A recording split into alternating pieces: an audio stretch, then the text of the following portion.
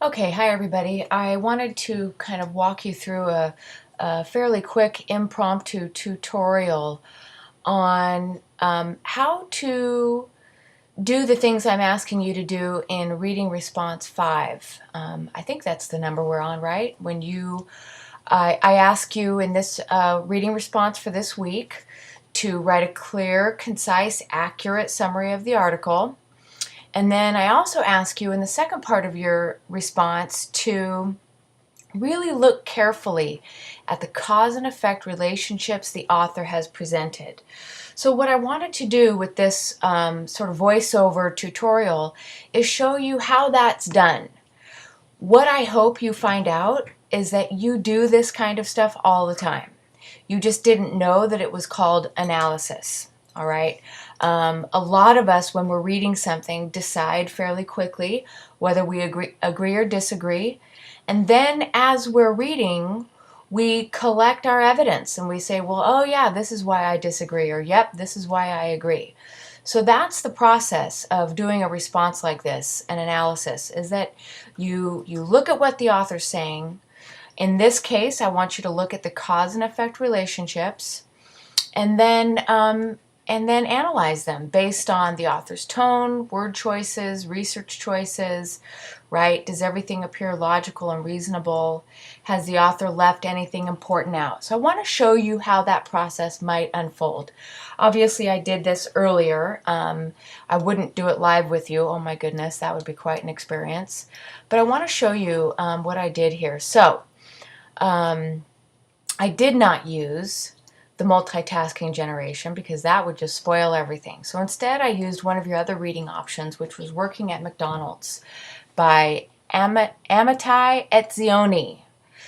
One thing I would really encourage you to do with every single one of these essays that you read is look at the introductory material that's provided before the essay begins. You'll learn a little bit about the author, you learn a little bit about the publication date, and it kind of gives you a little bit of context. So this guy is a very well-respected professional. He's a blogger, he has his own website, he's a scholar, he writes op-ed pieces for lots of familiar publications like the Huffington Post. So he does know what he's talking about. That does not mean that I have to agree with him. It just means I probably should give him the benefit of the doubt as I read his essay. We should do this with all of our authors. We give them the benefit of the doubt, but we also absolutely are obligated to our own opinion. So the first thing you're asked to do with this exercise is provide a summary. I'm not going to read this for you because I think you can read it on your own, but what I want to show you is I highlighted, oops, I forgot to do that. This is the author's summary for this essay as it is written, okay? As I note here, I'm not paraphrasing this because I don't want it to be confusing. In your own summaries, you do need to paraphrase. You can quote when it's really necessary, and there's no better way to say something. But otherwise, you need to put the author's ideas into your own words when you can. Okay, so here I've sort of color coordinated everything. In a summary, you are to do 4 things. Introduce the title of the work that you are summarizing and the author.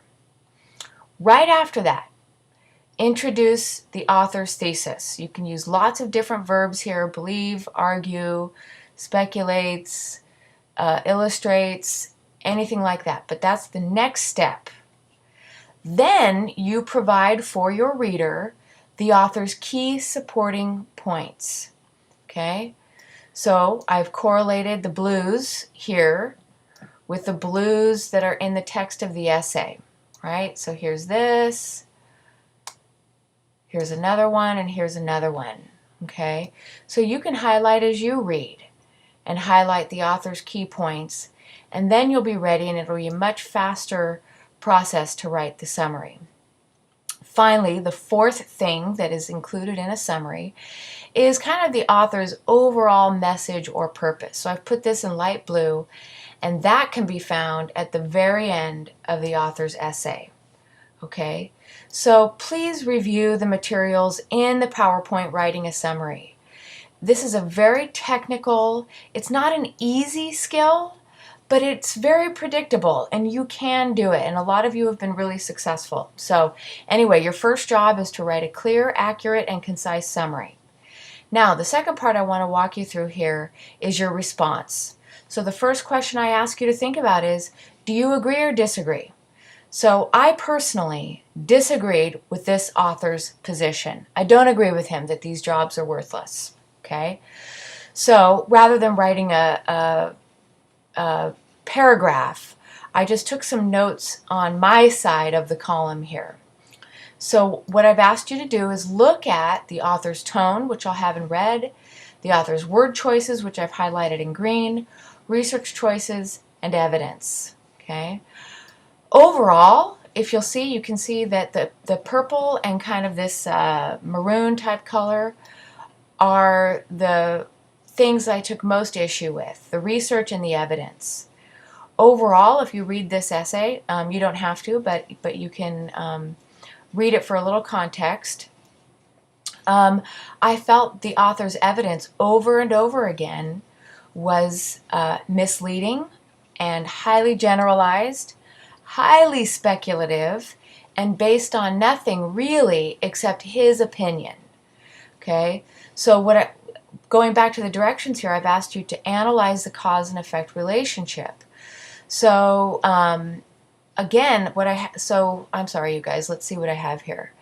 The evidence that this author provides in terms of a McDonald's job leading to entrepreneurship, self-discipline, and self-supervision is misleading.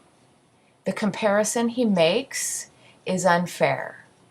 His cause and effect relationship is working somewhere like this, like McDonald's, is highly uneducational because, right? That's the relationship word, because. It does not cause entrepreneurship, self-discipline.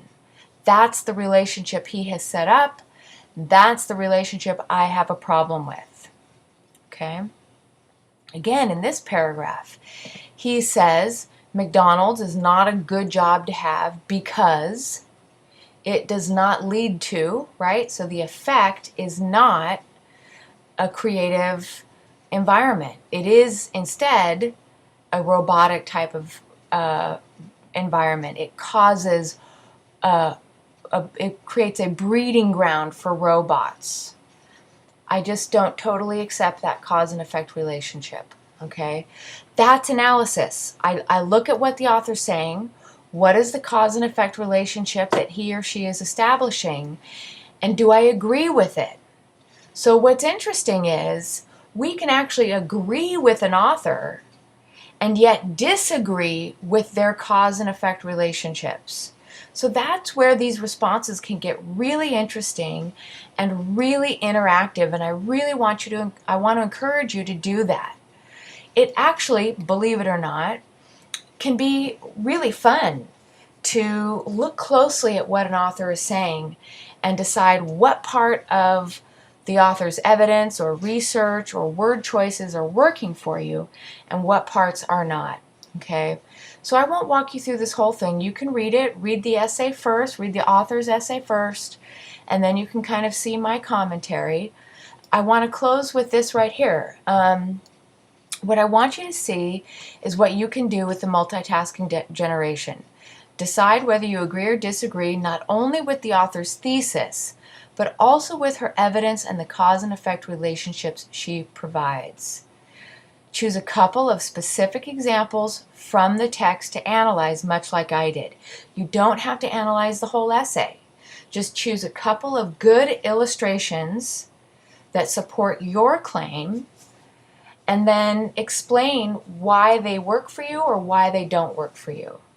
So what I say here is I obviously do not agree with the author's thesis, so I found examples from the text that help me prove my analysis. Okay? Please pay attention to this. This is why I'm an English major. Okay?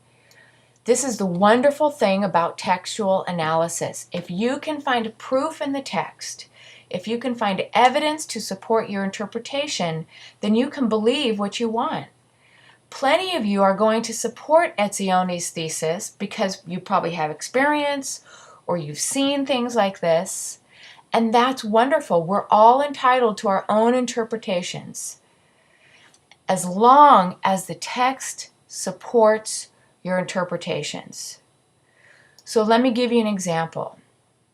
If I were to say that I disagree with Etzione's thesis because he is supporting a communist socialist agenda, I would be wrong, right? If you read this essay, there's nothing in here about communism, socialism.